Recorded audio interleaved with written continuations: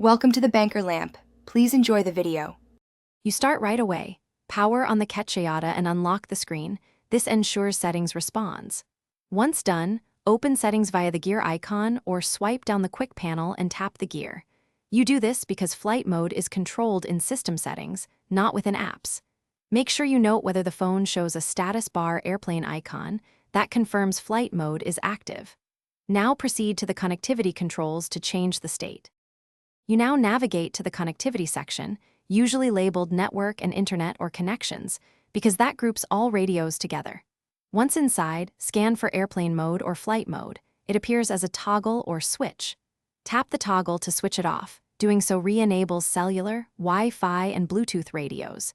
If you prefer the quick route, pull the notification shade down twice to expose quick settings and tap the airplane icon.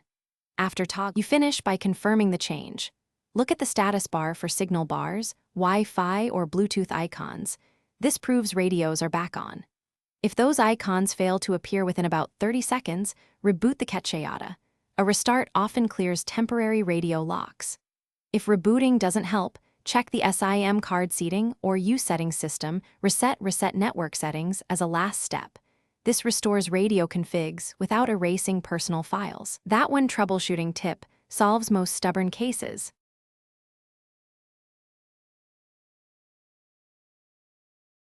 Thanks for watching. If this was helpful, leave a like and consider subscribing. See you next time.